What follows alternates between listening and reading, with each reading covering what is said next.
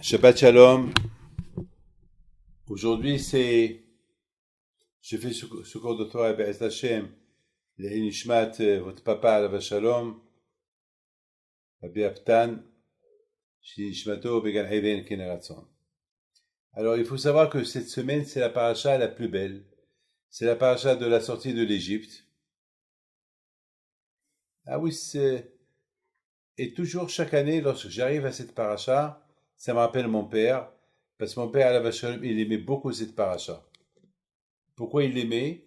Parce que mon père, il adorait cette histoire de la sortie de l'Égypte, Atem Souf. Mon père, il disait, c'est de là où il y a toute la émouna de Am Israël, elle vient de cette paracha-là.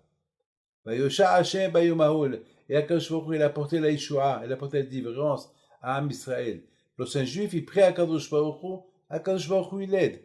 Donc c'est la raison pourquoi chaque matin, on lit Azash Moshe, on dit Vayosha Hashem Bayomaoul, Israël Miyaz Israël, Vayisraël Israël Bet Asfatayam, Vayaminu Bashem Moshe Avdo. Ça veut dire que malheureusement le juif, lorsqu'il voit des miracles, c'est là qu'il commence à croire en Akadosh Baruch Hu encore de plus en plus.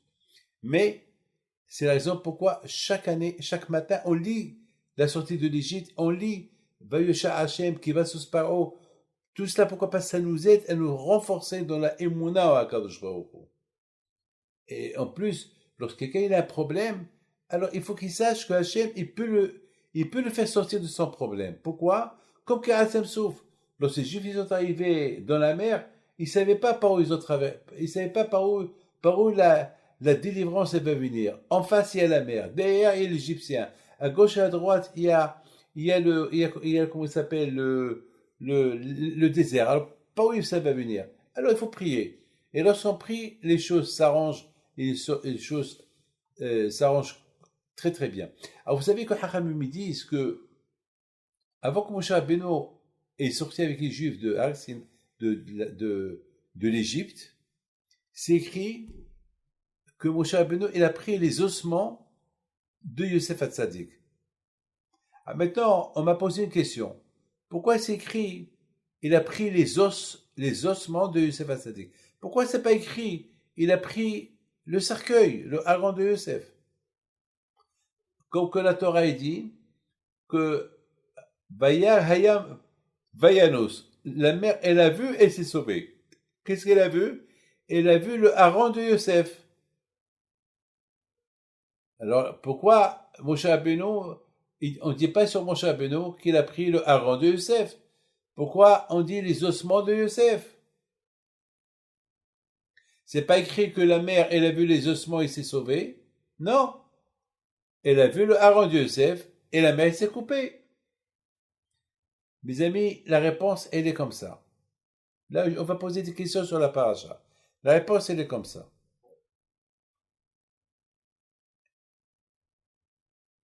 Rabbi Yaakov Berser Alav Shalom, il dit quelque chose de magnifique. Il dit, la Torah, elle dit que Moshe Rabbeinu, Vekach Moshe et Atzmot Yosef Imo. Il a pris les ossements de Yosef avec lui. Alors, il pose une question.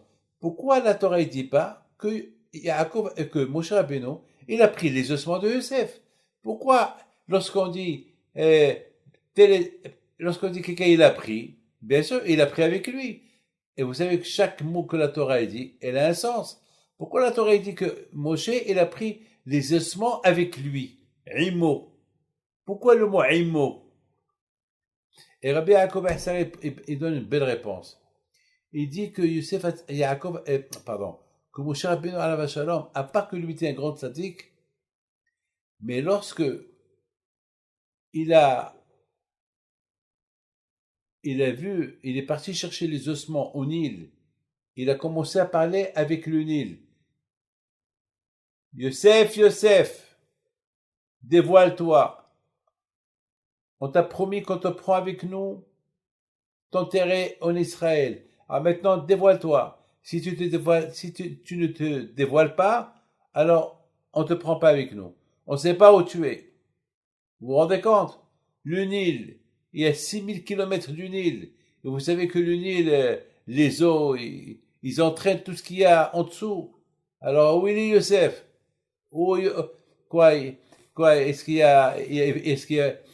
vont le chercher avec un sous-marin pendant 6000 kilomètres avec un sous-marin. Alors, Moshe Rabbeinu a dit, Youssef, Youssef, dévoile-toi. Où est ton cercueil? Et le cercueil, il a flotté, il est sorti. Donc là, Moshe Rabbeinu, il a compris que Youssef Hatzadik, c'est un grand tzaddik. Alors, il dit Rabbi Yaakov Sarah, c'est quoi Yaakov, c'est quoi Youssef? Oh là là, c'est quoi Moshe Rabbeinu? Il a pris les ossements avec lui. Ça veut dire que Moshe Rabbeinu, il a pris ce que Youssef est représenté. Imo, il est devenu comme lui. Ça veut dire, Laka Hatzmiyoto Ito. C'est comme mes amis. Par exemple, si tu prends tes mains, tu les mets dans l'encre noire, eh ben, ta main, elle devient noire. Tu mets tes mains dans le blanc, eh ben, ta main, elle devient blanc. Tu te parfumes, tu es parfumé. Tu mets du parfum sur toi, tu sens. Alors, Moshe Rabbeinu alav shalom, il n'a pas simplement pris le cercueil de Yosef. Il a pris ce que Yosef représentait. C'est pas le Aaron, c'est pas le bois, c'est pas le cercueil. Il a pris ce que Yosef est représenté. Yosef est représenté la tzidkut. Alors il y a Moshe Rabbeinu, c'est ce qu'il a pris avec lui. Et c'est pour ça que la Torah dit Imo. Maintenant, lorsque le cercueil est arrivé à la mer, c'est pas qu'à vous de montrer les ossements à la mer. Hein. On va pas ouvrir le cercueil pour montrer à la mer les ossements de Yosef. C'est pas un kavod. Alors, c'était suffisant que la mère, elle voit le cercueil de Yosef pour que la mère, elle se sauve. Et c'est pour ça, on dit les ossements de Yosef, parce que Moshe Rabbeinu alav shalom, il voulait être, il est devenu, il a eu l'hashpa, il a eu l'influence de ce que Yosef est représenté lui-même. Mais, mes amis, maintenant, il y a une autre question. Après que les Bénis Israël en Égypte, ils étaient des esclaves, ils sont restés là-bas longtemps. Des esclaves, ils sont devenus des princes. On sait très bien qu'un esclave, surtout que pendant 400 ans il était esclave, il reste toujours esclave, ça t'était l'esclave.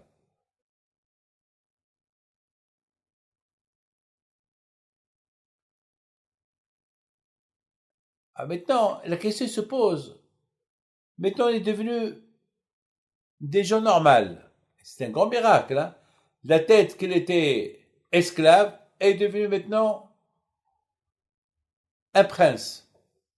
Alors, puisqu'on est devenu des princes, pourquoi on doit nous rappeler tout le temps qu'on était des esclaves? Pourquoi? C'est quoi la raison? Écoutez, quelqu'un qui était pauvre et est devenu riche, pourquoi voulez-vous le faire souffrir pour qu'il se rappelle qu'il était une fois pauvre? Et tout le temps, pendant maintenant, ça fait 3-4 000 ans qu'on a quitté l'Égypte, on doit toujours se rappeler qu'on était des esclaves, et on était ça. Le contraire, on doit oublier, il faut qu'on nous fait oublier ce qu'on était avant. Hachem Ishmor, quelqu'un qui avait un cancer, et Baruch Hashem, il a guéri du cancer. Est-ce qu'on va lui dire, rappelle-toi tout le temps que tu avais un cancer? Non, Shalom. Au contraire, il faut pas qu'il se rappelle de ça. Alors pourquoi maintenant Hachem, il veut qu'on se rappelle qu'on était des esclaves? C'est vrai, on était ça, et maintenant, Hachem, qu'on sort un peu de cette idée-là. Mes amis, la réponse à cette question est, Hachem, vous savez c'est quoi? Un prince. Un prince est un prince, c'est le fils du roi. Toutes les portes sont ouvertes devant lui. Ce qu'il veut, il a. Ce qu'il veut, il a. Akadosh Baruch Hu, il sait que nous, les Juifs, on est des gens têtus. Et justement, c'est pour ça que le bon Dieu nous a donné la Torah. Et c'est pour ça que le bon Dieu nous a choisis, parce qu'on est têtus. Alors, être têtu, c'est bien et c'est pas bien. Être têtu, c'est bien, parce que lorsqu'on sait qui nous sommes, alors on va toujours s'entêter, on va être têtu pour la Torah, pour Hachem. À tel point qu'on est prêt à donner notre vie pour Akadosh Baruch Hu.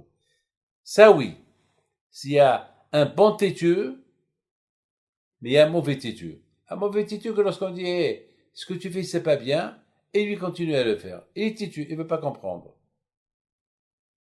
Donc ça c'est pas bien. Donc c'est la raison pourquoi Akadosh Baruch Hu, il veut qu'on tombe pas dans le piège de la gava. D'ailleurs c'est la raison pourquoi on mange la matzah à Pessah. Quelle est la raison qu'on mange pas le hametz à Pessah? À cause de la gava.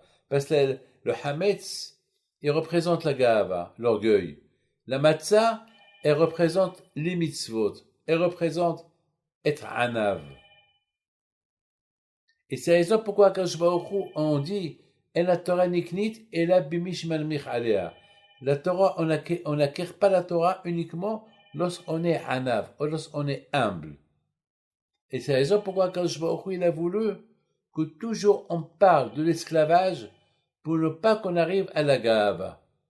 Et c'est la raison pourquoi, Baruch Hashem, on est des gens libres, on est super bien, mais quand même, Akadosh Baruch Hu, il a peur pour nous, qu'on soit Baal Gava. Et c'est la raison pourquoi Hashem, il veut qu'on parle toujours de qu'on était une fois esclave.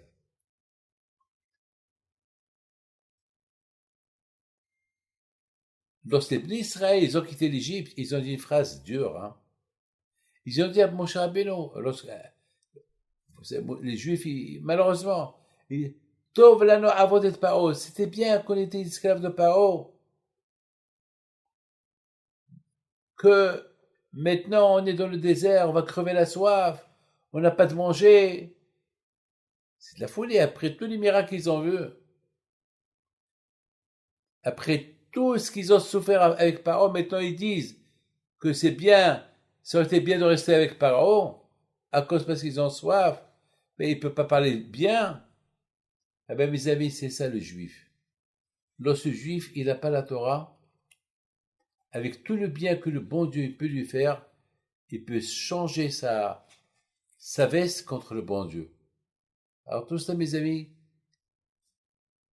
les amis Israël, regardez de quoi ils étaient capables de parler devant Akadosh Baruch Hu, parce que maintenant, ils voyaient que des miracles, des miracles, des miracles. Maintenant qu'ils ont commencé à voir qu'ils ont des problèmes, ça y est, ils ont tourné la tête, la veille, ils ont commencé à parler du mal contre le bon Dieu. Et ça, c'est pas bien. Ça, c'est une leçon à apprendre. Mais de l'autre côté, on voit que si les Israël sont arrivés à ce point-là, c'est parce qu'ils n'ont pas étudié la Torah. On voit d'ici, mes amis, que lorsqu'on étudie la Torah, on accepte les choses de Akadosh Baruch Hu. Même si les choses qui sont mal, on les accepte. Mais lorsqu'on n'étudie pas la Torah, c'est un grand problème. On dit que les Bnei Israël, lorsqu'ils ont quitté l'Égypte, ils ont vidé l'Égypte. Mais on dit que lorsque les Juifs, ils ont traversé la mer, les Égyptiens, ils ont apporté avec eux beaucoup, beaucoup d'or et d'argent et tout. À tel point qu'on dit que ce que les Juifs, ils ont pris dans la mer, c'est plus qu'ils ont pris lorsqu'ils sont sortis de l'Égypte. Mais pourquoi c'est pas écrit dans la Torah? Pourquoi c'est pas écrit dans la Torah? Quand que la Torah dit que les Juifs, lorsqu'ils ont quitté l'Égypte, ils ont pris avec eux plein de choses, eh ben, Haramim disent, mais ce qu'ils ont pris dans la mer, c'est encore 10 fois plus. Ah, pourquoi la Torah ne le dit pas? Mes amis, je voudrais vous dire quelque chose. Akadosh Baruch Hu, il est extraordinaire. Akadosh Baruch Hu,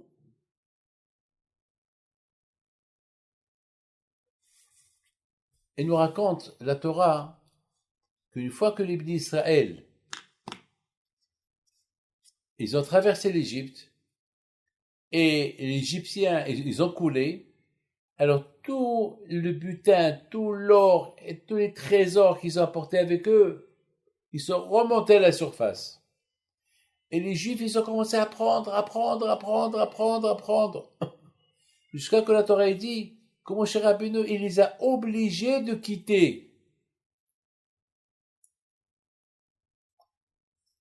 De là, on voit que le butin qu'ils ont pris dans la mer était plus importante que le butin qu'ils ont pris de l'Égypte. Parce que lorsque les Juifs ils ont quitté l'Égypte, la Torah elle a dit, c'est pas écrit là-bas que Moshe leur a dit vite, vite, arrêtez de prendre. Ils ont pris ce qu'ils voulaient. Mais là dans la mer, il y avait plein, ils voyaient. Parce qu'en Égypte, ils étaient obligés de partir de chez les gens pour que les gens leur donnent. Mais là, ils n'avaient pas besoin de demander aux gens parce qu'il y avait. Donc c'est de là on apprend que le butin qu'il y avait dans la mer, il était en conséquence plus important ce qu'ils ont pris en Égypte. C'est de la folie ça, c'est une réponse extraordinaire. Et la Torah elle n'a pas écrit. Pourquoi la Torah elle n'a pas écrit? Parce que justement la Torah est venue nous enseigner un enseignement. Lequel? Moshe Rabbeinu alav hashem, il a dit au Bnei Israël, Vayassa Moshe. Moshe Rabbeinu, il a obligé les Juifs à quitter la mer. Parce qu'ils étaient en train de prendre. Ça veut dire qu'il y avait plus de butin dans la mer que ce qu'ils ont pris en Égypte. La preuve que Moshe Rabbeinu était en train de les forcer à quitter la mer.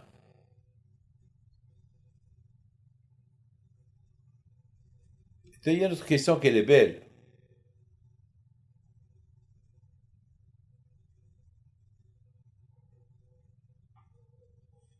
Vous savez que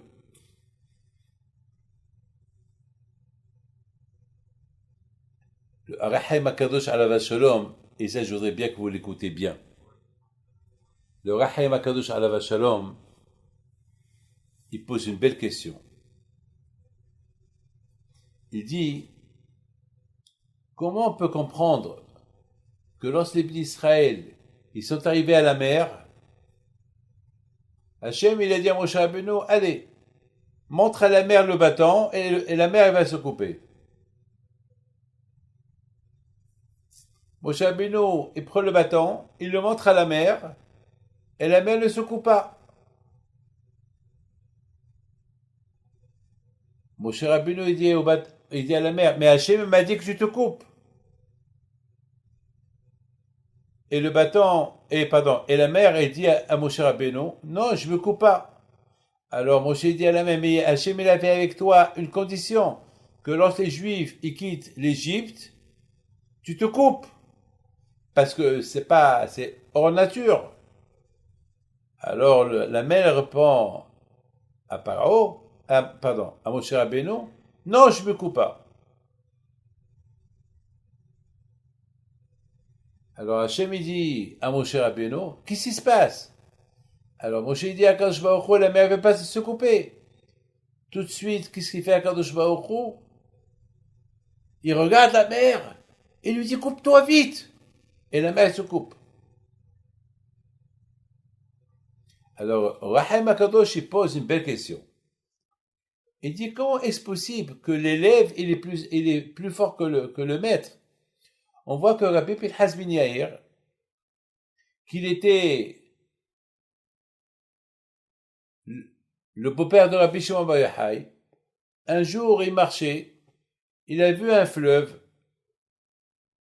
et il ne sait pas nager, au plus il n'a pas voulu se mouiller, il a parlé avec le fleuve, il a dit au fleuve, fleuve, coupe-toi.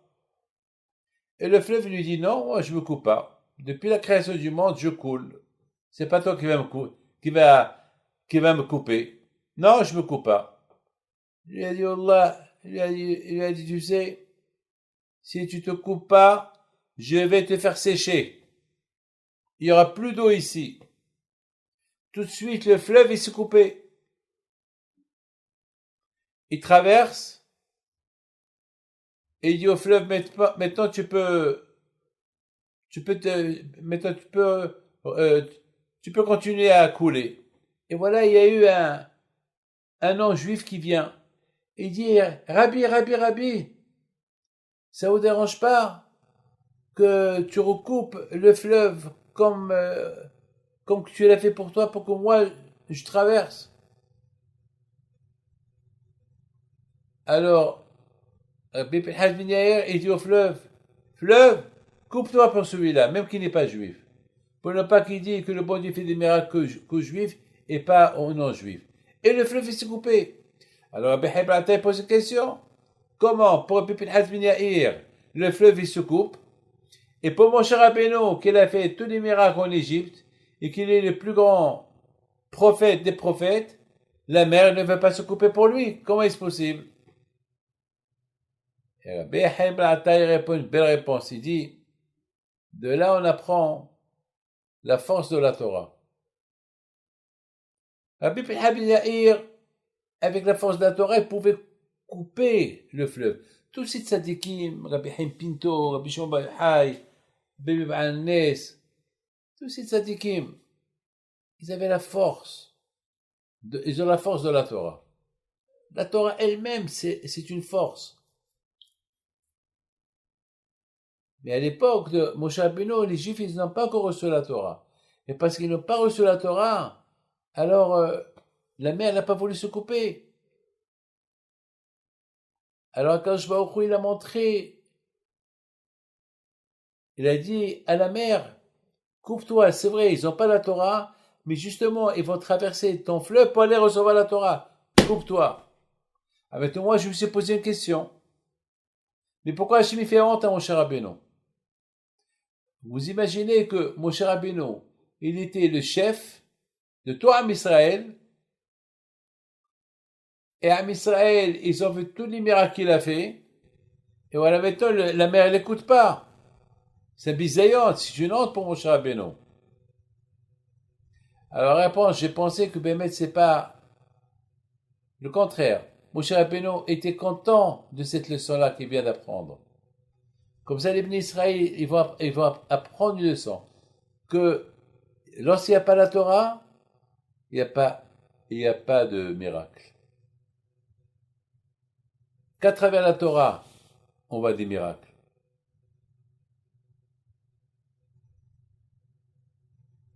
Comme c'est écrit, Vayaminu Bashem Moshe Avdo. Mais on a vu que même que les bénis Israël, ils ont vu la force de Moshe Rabbeinu, ils ont commencé à croire en Moshe Rabbeinu. On a vu quand même qu'ils se sont, c'est une question qu'on m'a posée. On a vu que même qu'ils ont vu des miracles, etc., on a vu que les bénis Israël encore, ils ont commencé à faire la guerre avec Moshe Rabbeinu. Comment est-ce possible?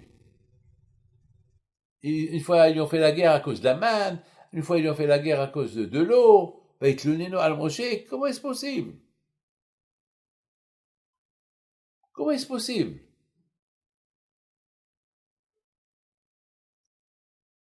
Dans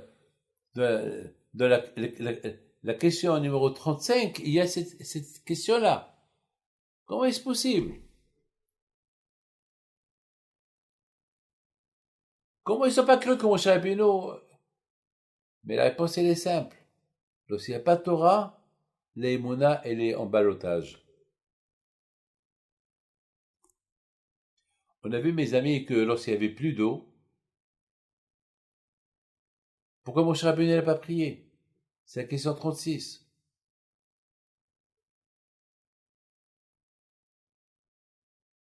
Moshe Rabbeinu voit qu'il n'y a pas d'eau. Alors pourquoi Moshe Rabbeinu, avant qu'il voit les Juifs en train de crier, pourquoi il n'a pas fait qu'il y a de l'eau? Comme on dit, Makdim Refoua la Maka, avant qu'il y ait l'eau, avant que les Juifs y crient, que Moshe Rabbeinu, il prie Hachem pour qu'il y ait de l'eau, pour qu'il ait attendu. Que les bénis Israël crie. La réponse, c'est que Moshe Rabbeinu alav shalom, il a voulu montrer aux bénis Israël, lorsqu'on demande à Akadosh Baruch Hu, il faut savoir comment demander. Il faut être gentil. Avec le fait déjà que dans le désert, il y avait le feu et les nuées qui les protégeaient, c'est qu'Hachem peut tout faire pour eux. Il y a beaucoup de fois, mes amis, on a un problème, on commence à crier. Attends, avant de crier, prie. C'est la raison pourquoi Moshe Rabbeinu, lorsqu'il a vu qu'il n'y avait pas de l'eau, il a dit, ça c'est pas mon travail, ça c'est Hachem. S'il n'y a pas de l'eau, c'est que Hachem, il veut pas qu'il y ait de l'eau. C'est que Hachem, il veut qu'eux, ils prient. Mais au lieu qu'eux, ils prient, ils ont commencé à respecter, ils ont commencé à crier. Vous savez que Haramim, ils disent, dans la question 37, ils disent que ils sont sortis avec les Juifs Erev Rav, les Égyptiens qui se sont convertis. Et c'est eux qui criaient Béhémet. C'est eux qui ont provoqué des cris contre l'eau, contre la manne.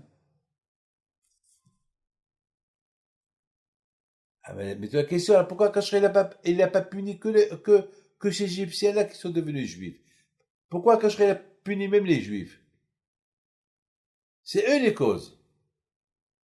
La réponse, elle est, les Juifs, ils devaient leur faire taire. Mais au lieu que les Juifs, ils les font faire taire, eux aussi, ils ont commencé à crier. C'est pour ça que les Juifs aussi, ils ont été punis. Vous savez que dans le veau d'or, c'était aussi Erev Rav qu'ils ont commencé le veau d'or. C'est pas les Juifs, c'est Erev Rav. Alors pourquoi les Juifs, ils ont été punis? Parce que les Juifs, ils devaient les arrêter. Et le fait qu'ils n'ont pas arrêté, comme s'ils ont fait. Mes amis, dans la question 38, il y a là-bas, lorsqu'on parle de Moshe Rabbeinu, on l'appelle toujours Moshe Rabbeinu, Moshe Rabbeinu, Moshe Rabbeinu. Et pourquoi on ne l'appelle pas Moshe? Pourquoi Abraham Abinu, on l'appelle Abinu?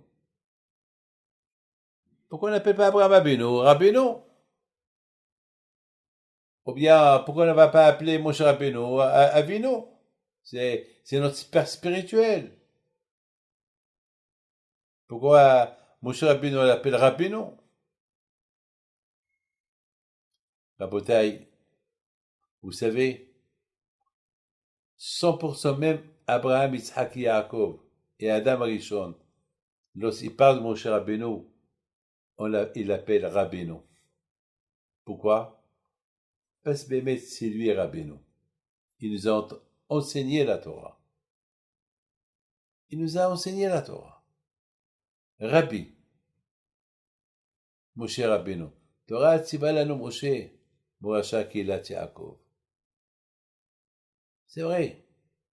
C'est lui qui a fait descendre la Torah du ciel. C'est pour ça qu'on l'appelle Rabbeinu.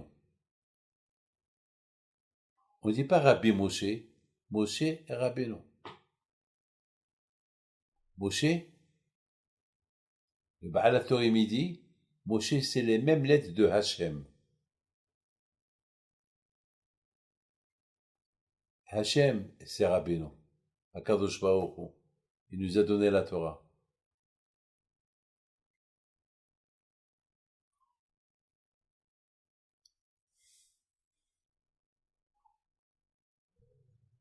Regardez la force de la Torah.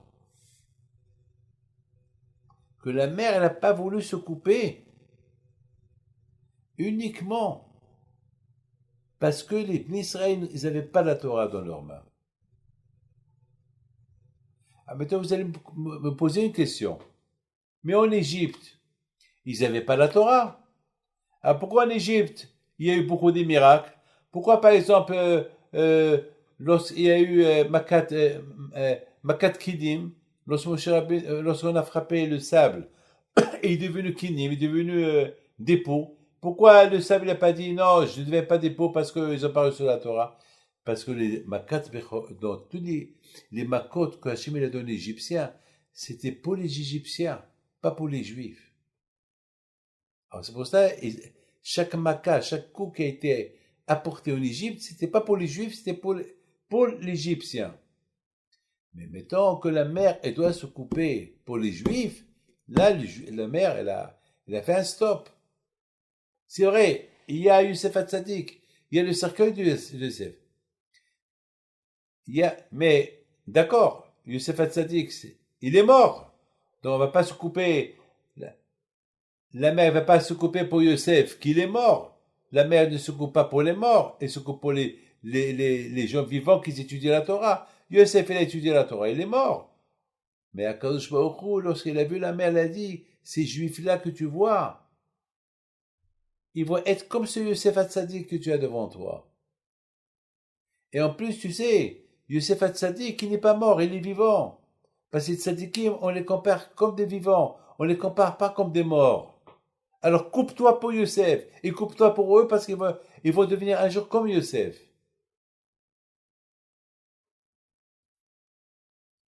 C'est une très belle paracha.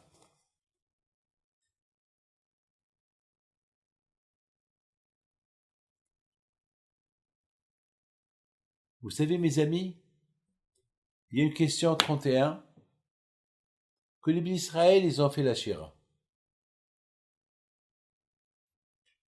Yeah. On n'a pas vu Abraham, Yitzhak et Yaakov qu'ils ont fait la Shira. On n'a pas vu Abraham qu'il a fait la Shira une fois que Yitzhak n'a pas été sacrifié.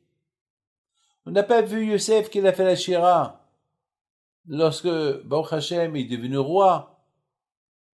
Il était esclave, Yosef Hatzadik aussi. On n'a pas vu qu'il a fait la Shira. Et pourquoi on n'a pas vu Abraham Abino lorsqu'il est sorti du feu et Nimrod n'a pas réussi à le tuer. On n'a pas vu qu'il a fait Shira. On n'a pas vu Yaakov Abino lorsque bon Dieu l'a sauvé de Lavan, de Esav, de tous ses ennemis. On n'a pas vu qu'il a fait Shira pour les bénis Israël. Vous savez pourquoi, mes amis? Israël seul, ils ont fait la Shira. Parce que Israël, ils ont fait la Shira pour remercier Hachem qui sont restés juifs, qui n'ont pas été assimilés en Égypte.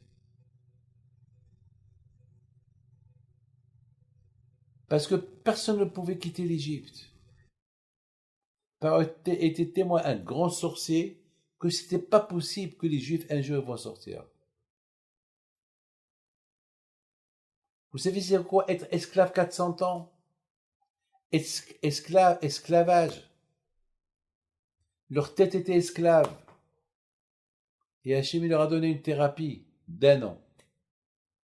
1 an, ils ont vu que Pharaon était nul. Que les Égyptiens étaient nuls. Pendant 1 an, ils se régalaient. 1 an, ils ont vu que tous les 10 plaies que Hachem a envoyés sur l'Égyptien, ils n'ont pas été touchés par ces 10 plaies-là. C'est pas une chira d'une seule chose qu'ils ont. Je comprends, Abraham Abino, il a eu un miracle, l'autre, il a eu un miracle. Mais Am Israël, 400 ans de miracle. Ça demande une chira. Et vous savez que lorsque Mashiach va venir, on va faire encore le shira. Al-Zachir Moshe et ta shira.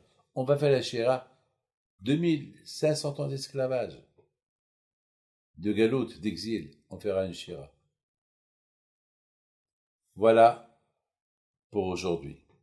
Maintenant, je voudrais vous voir et que ce cours de Torah soit l'Inishmat, Abtan Alav Shalom, que son âme reste en paix. Amen.